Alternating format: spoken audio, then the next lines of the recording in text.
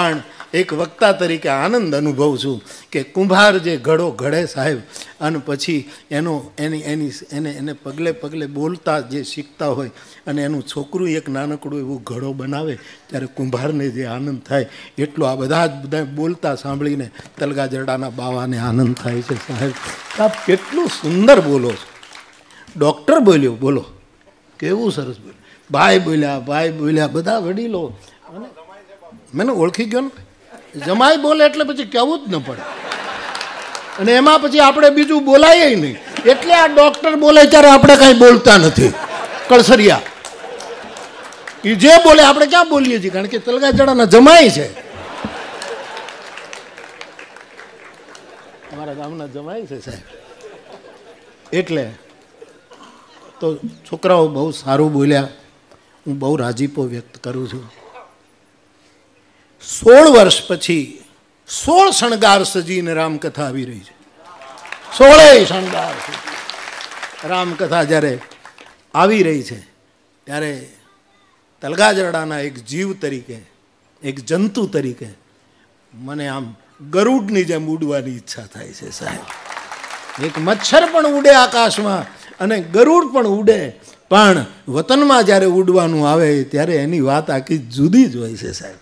અને બાપ, આ કથામાં ન તો હરિભાઈ કે ન તો મુરારી બાપુ ન તો ગામ તલગાજરડું વટ નથી પાડવાનો, પણ એવા વટ વૃક્ષો રોપવા છે કે એને છાંયે મારો દેશ પરમ શાંતિનો અનુભવ કરે. એની વડવાઈઓએ અનેક સંપ્રદાયો, અનેક જાતિ, અનેક સમાજ, અનેક જુદા જુદા ક્ષેત્રના લોકો એવા વટની ડાળીઓ ઉપર વડવાઈઓ બાંધીને એકબીજા પ્રેમ, સત્ય અને કરુણાના હિંચકે એવું કંઈક સ્થાપવું છે. એટલા માટે આ કથાને હું પરમ વિશેષ. લંડનની કથા ગયે વર્ષે થઈ. અમારો છોકરો ઋષિ સચદેવ અને એનો બાપ રમેશભાઈ અદ્ભુત કથાનું આયોજન કર્યું. જ્યાં જ્યાં થાય છે ત્યાં. એ રમેશભાઈને આજે ઈચ્છા થઈ કે બાપુ હરિભાઈના બાપાની સાથે મારે ફોટો પડાવવો છે. લંડન હાર્યું,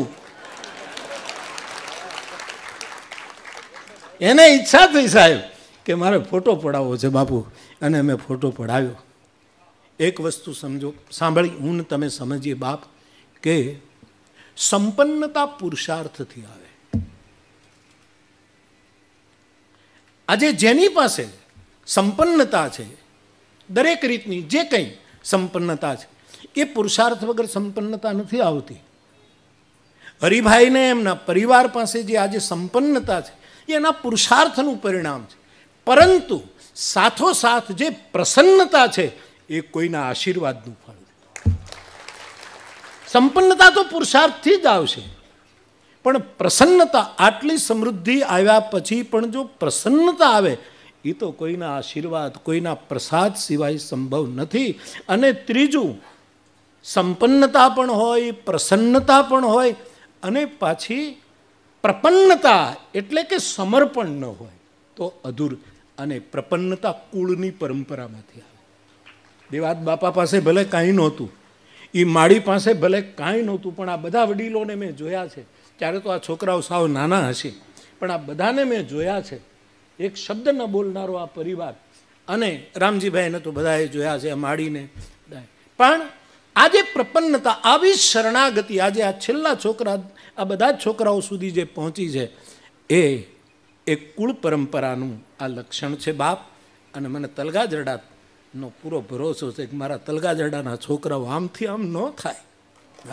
તલગાજરડાનું કોઈ પણ વ્યક્તિ જો આમથી આમ થાય તો તેથી મુરારી બાપુને લાંછન લાગે. એટલે એની ખાતરી છે. એટલા માટે વખાણ કરવા નથી કહેતો, એટલા માટે મારી પ્રસન્નતા વ્યક્ત કરું છું.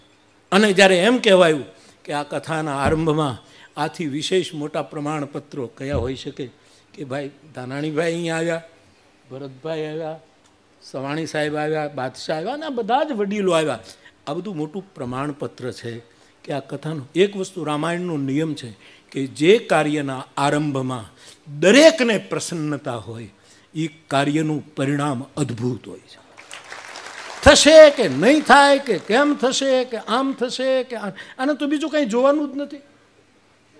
મેં મંગલદ્વીપનું પ્રાગટ્ય કર્યું ત્યાં રામકુટીરમાં, ત્યારે જ પ્રવેશ કરતા કીધું રામજીભાઈને કે ભાઈ મારી કાંઈ તારીખમાં આપવામાં ભૂલ નથી થઈ ને, મારે તો પરમ દિવસે કાનપુરમાં કથા શરૂ કરવાની, પણ આજથી તલગાજરડા નથી શરૂ કરવાની ને. એવો માહોલ જે તમે બનાવ્યો છે કે પહેલા દિવસનું જાણે માતમની કથા શરૂ થતી હોય એવો માહોલ તમે ઊભો કર્યો છે. આ સૂજને, આ નિરાભિમાની વ્યવસ્થાને એક સાધુ તરીકે હું પ્રસન્નતાથી વધાવું છું. આપણે ત્યાં આશીર્વાદમાં શું ઉપાય કે ભાઈ વંશ વધો, ધન ધાન્ય વધો, આરોગ્ય વધો, પરિવાર વધો, આવું બધું સંસ્કૃતમાં અપાય છે આશીર્વાદ. પણ મેં કોઈ દિવસ આવા આશીર્વાદ આપવાની કોશિશ નથી કરી, કારણ કે એ ફળે ન ફળે. આપણે જીવતા હોય લોકો પૂછે કે તમે બોલ્યા હતા ને કાંઈ નથી થયું. એટલે હું એવું સાહસ એ ઉદાર આશીર્વાદકો હોય એ આપ્યા જ કરે છે, પછી એને ક્યાં ડોકાવવું છે? મારે તો આ ગામમાં રહેવું છે. એ તો એમ કે તમારું આમ થઈ જાય. એ બધા ઉદાર આશીર્વાદકો કહેવાય. એના ખિસ્સામાં ને એના હાથમાં ને એની પણ આશીર્વાદના જથ્થા જ હોય, લીધે જ રાખે સાહેબ. પછી થાય ન થાય મારો નાથ જાણે. પણ મારે આ ગામમાં રહેવાનું. જેવી કથા પૂરી થાય એ જ રાત સુધીમાં હું તલગાજરડા પાછો ફરંગટી મારીને આવતો હોઉં છું સાહેબ. મને ક્યાંય બીજે ગમે નહીં. આ વખતે અમેરિકાની કથા વખતે 3 દિવસ વધારે રોકાણો તો દુઃખી થયો કે કોઈ દિવસ વધારે રોકાવે નહીં. આ દેશમાં આંટો મરાઈ રહેવા જીવો તો તલગાજરડા જ છે સાહેબ. એટલે કે ભારત છે, આ દેશ છે. તો એનો જે મને એક આનંદ છે, એટલે વટ પાડવા માટે કથા નથી. એ હું ત્યારે બોલ્યો છું કે તોફાની કથા કરવી છે. આ પરેશની કથા વખતે બોલી, હજી તો આ બાપ દીકરો લાઈનમાં છે. ફાફડાવાળા કથા કરાવી ગયા, પરેશ કે મારી કથા ક્યાં છે? આ તો મારા બાપાએ કરાવી. વળી એના બાપા ખાનગીમાં, પરેશના ખાનગીમાં મને મળી ગયા. એ પછી છોકરાની પછી કરજો, હજી માની આંખ બીજી મને આપી દો. આ તમે કથા માટે જ કમાવો છો, ત્યારે તમારી ઉદારતાને બાપ અસ્તિત્વ આશીર્વાદ આપે છે. એટલે હું બીજા આશીર્વાદ આપવાનું સાહસ નથી કરતો. ભરતભાઈ, પરેશભાઈ, મને ક્યાંક વડલો કે આંબો રોપવાનું કહે નહીં તો હું કહું કે ભાઈ તમે આને પાણી પાજો, અને હું ઓચિંતા ક્યારેક જો આવીશ. કારણ કે દુનિયા એમ ન કહે કે બાપુનું વાવેલું બળી ગયું. હા, હાથે કરીને મારે આવું નથી કરવું. એટલે આશીર્વાદમાં તો હું શું આપું, પણ આશીર્વાદ આપવાની જરૂર નથી હરિભાઈ. આ રામજી બાપાની આખી પરંપરામાં છેલ્લા છોકરાઓ સુધી હું છું. અને હું મારે કહેવું જોઈએ કે ભલે કદાચ તમારા મન ઉપર પણ થોડીક અસર થશે, હું કરવા નથી માંગતો, પણ આખા સંકલ્પની પાછળ હરિભાઈના ધર્મપત્નીનો એક બહુ જ મોટો મનોરથ કામ કર્યો. એ કેન્સરથી પીડિત, એના મનમાં ઉમળકો હતો કે બાપુ મારી હાજરીમાં કથા થઈ જાય, અને જેટલી બને એટલી મારી ટાઈમ પ્રમાણે મેં જેટલું બને એટલું વહેલું. પણ છતાંય નિયતિને કોઈ ટાળી શકતું નથી. આજ દેવાત બાપા, એ માળી, અને બીજી હરિભાઈ આ અમારી દીકરી, એના આત્માને એટલો આનંદ થતો હશે કે એના આશીર્વાદ તમને ખૂબ ઉતરશે. તો હું તો એટલું જ કહું કે વંશે સદૈવ ભવતામ હરિભક્તિ રસ્તુ. હે હરિ, વંશે સદૈવ ભવતામ હરિભક્તિ રસ્તુ. પરમાત્માની ભક્તિ કાયમ આવું આવું પ્રપન્નતા, આવીને આવી સંપન્નતા અને આવીને આવી પ્રસન્નતા સચવાઈ રહે. બીજું, આ કથામાં હરિભાઈ દેશના લોકો તો આવશે જ. મને બધા પૂછે છે હિન્દીમાં કરશો ને? મેં કીધું નકો, શુદ્ધ તલગાજરડી ભાષામાં કથા થશે સાહેબ. એક ગાને 2 કટકા. 2 કટકા તો રિવાજ છે, પણ હું તો અહીંયા એક ગાને 3 કટકા કરવાનો છું. અને એ 3 કટકા એટલે સત્ય, પ્રેમ અને કરુણા. એટલે આખો દેશ આવવાનો છે. અને મેં બધાને કથા દ્વારા ગુજરાતીમાં કથા બીજા ભાષીઓને ગુજરાતી શીખવાડી દીધું છે. આ સાહિત્યકારોએ પણ તલગાજરડાનો આભાર માનવો જોઈએ કે બધાને મેં ગુજરાતી શીખવ્યું છે. એ લોકો એમ કે બાપુ બીજા કોઈનું ગુજરાતી અમને ન સંભળાય, પણ તમે બોલો છો ને તે અમને સંભળાય. બસ એ બાવો બોલે એ બીજાને ન સમજાય તો બાવાએ મરી જવું જોઈએ સાહેબ. એને સમાધિ લઈ લેવી જોઈએ. બાવા પંડિતો બીજું બોલે, બાવો બોલે એ બધાને સમજાવવું જોઈએ. પણ અહીંયા બધા આવવાના છે. વિદેશ તો બહુ ખાબકવાનું છે. અને બધાને હું કહું છું કે મારું તલગાજરડું પાછું નહીં પડે સાહેબ. તલગાજરડું ભલે ટાંટિયા નાખે. હવે તમે જુઓ એનું ભાષ્ય કરું. સાહેબ બોલ્યા, હું એ બોલ્યા કરું છું. એમાં શું કે ભાદરોડી ભબકારા નાખે અને બૂટીઓ, અમારે ભાદરોડી નદી ભાદરોડ પાસે, પછી બૂટીઓ નદી, બરાબર, અમારે આમ ગામના પાદરમાંથી બૂટીઓ નીકળે. એટલે એનો અર્થ શું થાય? ભાદરોડી છે ને એ ભબકારા નાખે, કંઈક કરે નહીં, એ ભબકારા ભબકારા.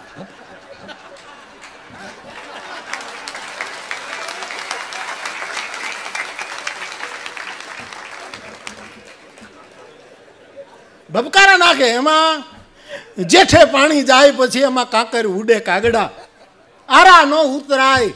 એ ચોમાસે સાંભળે ભગત બાપુ કાગ બાપુનો દોહો છે કે આરા નો ઉતરાય, આરા નો ઉતરી શકાય, પાણી આવે ત્યારે આરા નો ઉતરાય. એ ચોમાસે સાંભળે પણ એના જેઠે પાણી જાય પછી એમાં કાંકર ઉડે કાગડા.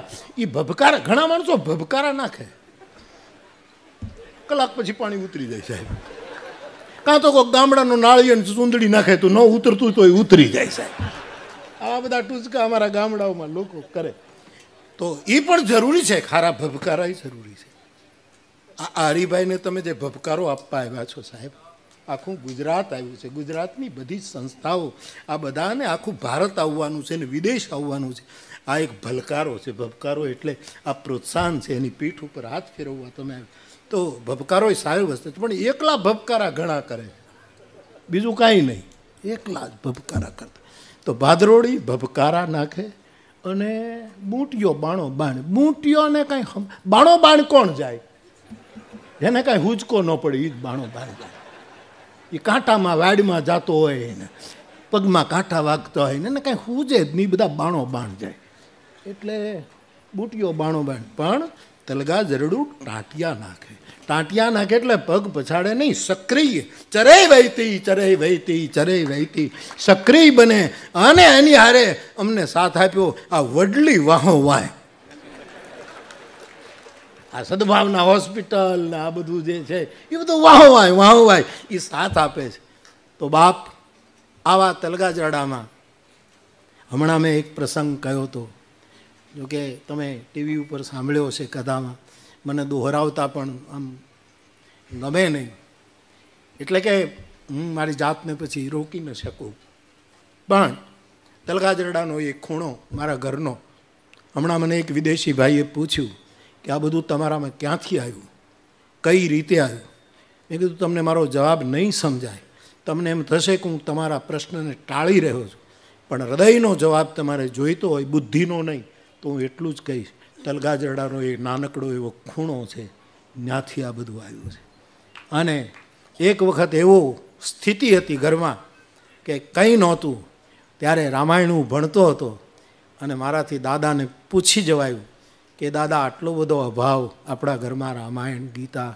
ત્યારે એણે મને કહ્યું કે દીકરા, હજી તલગાજરડામાં કલ્પવૃક્ષ કોંટા કાઢ્યા છે, હજી મોટું નથી થયું. જે દિવસે મોટું થશે ને પછી એની છાયામાં કોઈ દિવસ વાંધો નહીં. મને એમ લાગે છે કે હવે તલગાજરડાનું કલ્પવૃક્ષ મોટું થઈ ગયું છે. અને તેથી આ ભૂમિ ઉપર જે કંઈ સંકલ્પ કરે એને કલ્પતરુડી જેમ ફળ આવે એવું વાતાવરણ, નહીંતર આવી કથા મંડાય, આવું સુંદર આવે. એટલે તલગાડામાં ઘણી કથા થઈ, પણ આ પરમ વિશે મહુવામાં ઘણી કથાઓ થઈ, પણ પરેશ કરી ગયો કથા સાહેબ એક જુદી જ વાત. અને એમાં બધા જ કથાના, આમાં કેટલાય કથાના આયોજકો આમાં બેઠા સાહેબ. હા, એ આ તારી શરૂઆત કેવી છે જોવા આવ્યા છે. ગુરુ પૂર્ણિમા આપણે ક્યાં ઉજવીએ છીએ? પહેલાં તો રૂપિયા લેતા એટલે ઉજવતા, હવે લેવું લઈને ખોટે ખોટું હું.